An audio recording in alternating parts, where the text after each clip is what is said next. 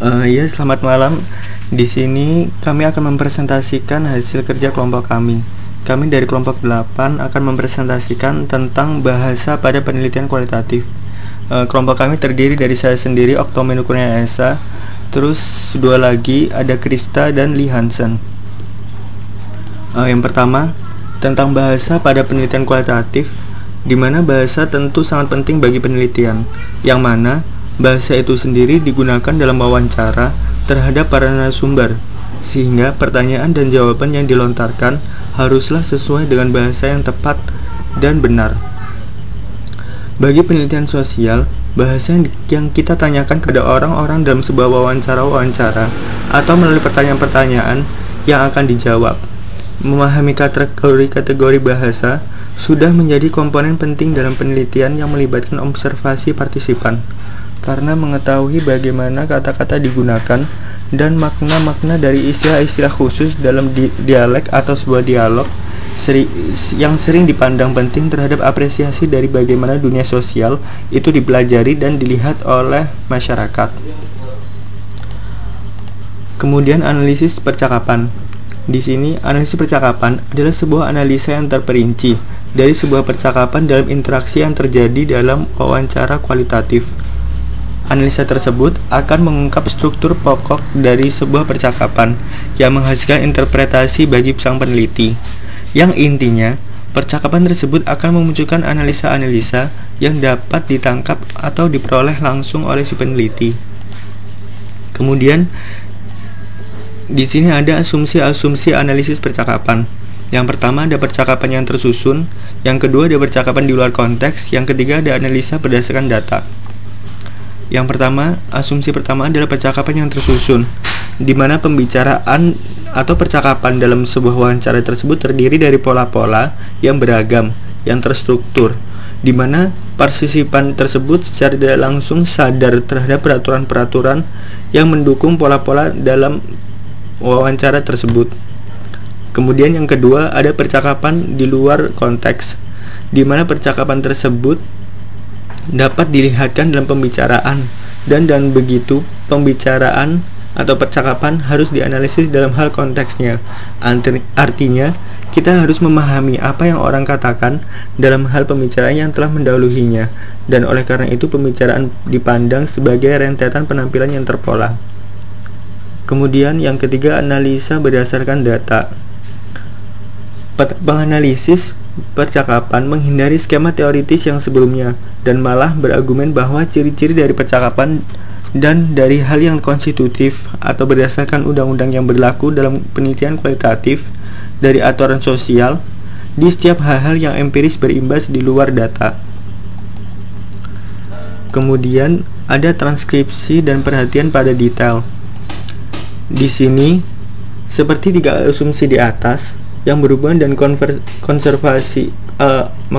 analisa percakapan, di mana pendekatan tersebut membutuhkan analisis untuk memproduksi transkrip yang lebih detail dari percakapan yang alami atau natural.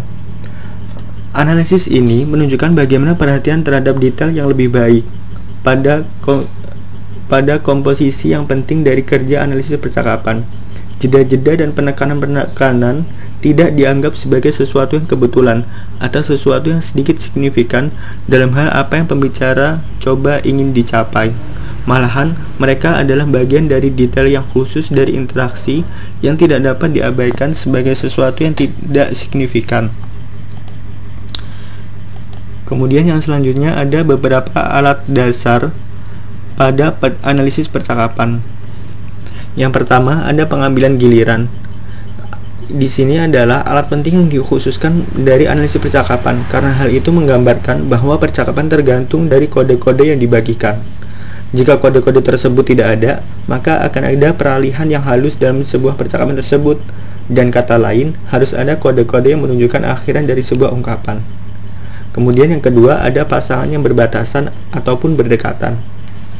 Ide dari pasangan yang berdekatan atau berbatasan tersebut menarik perhatian terhadap kecenderungan yang terbukti untuk beberapa macam kegiatan seperti yang terlihat dalam percakapan untuk melibatkan dua fase yang terhubung.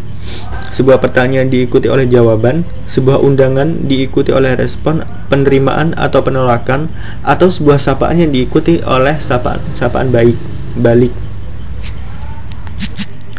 Kemudian yang ketiga ada organisasi pilihan, di mana dalam kasus tertentu penerimaan dan ketidaksetujuan adalah respon yang dipilih, dan penolakan dan persetujuan adalah adalah respon yang tidak dipilih yang karena itu struktur pilihan ditemukan oleh analisis percakapan melalui respon terhadap pernyataan di awal. Kemudian yang keempat adalah ada laporan, di mana ciri-ciri yang penting dalam perlakuan laporan dalam analisis percakapan adalah bahwa dianalisis dalam konteks yang bentuk yang mereka anggap ditangani disebabkan oleh apa yang mendahulunya. Dalam analisis percakapan, laporan-laporan bukanlah sebuah fenomena yang tidak biasa untuk disebarkan ketika hal-hal yang salah, tetapi hakiki untuk dibicarakan dalam situasi yang beragam. Kemudian yang terakhir ada mekanisme perbaikan.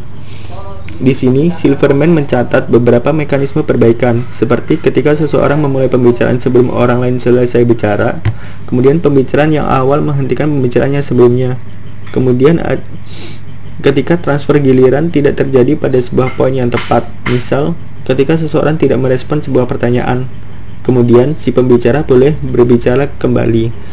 Dan ini mungkin menguatkan kebutuhan bagi orang lain untuk berbicara, misalnya seperti menguatkan sebuah pertanyaan. Kemudian terakhir ada peninjauan secara luas. Di sini ada sebuah desakan dari sebuah analisis percakapan yang penting untuk menempatkan pengertian dalam bagian dari rentetan percakapan. Dan untuk itu, untuk menghindari sebuah pembuatan kesimpulannya tidak ada hubungannya tentang makna dari sebuah pembicaraan, menandakan bahwa analisis percakapan tersebut dianggap sebagai sebuah pendekatan yang berbeda dari sebanyak penelitian kualitatif. Dua poin yang berhubungan di sini adalah, yang pertama, sebuah pembatasan mental, yang berarti bahwa pelengkapan atau motif-motif dari makna hasil dari sebuah penelitian yang dari sebuah budaya adalah haram selagi sebuah pandangan pengertian dari aksi sosial tersebut membawa risiko dari ketidakpahaman. Sebuah pendekatan yang melarang seperti spekulasi dari hal-hal yang berpotensi untuk dilarang. Yang kedua, analisis percakapan secara kontekstual meletakkan pengertian yang merupakan deretan dari sebuah percakapan. Namun, untuk partisipan dari sebuah percobaan, banyak dari pembicaraan mereka diinformasikan oleh hubungan pengetahuan mereka secara konteks. Dengan kata lain, analisis percakapan ini mengurangi risiko pembuatan spekulasi yang tidak dapat digaransikan tentang apa yang tengah terjadi pada interaksi sosial yang ada di masyarakat, dan telah memberikan banyak pengetahuan dari tuntutan sosial yang menjadi salah satu perhatian yang klasik dari teori sosial.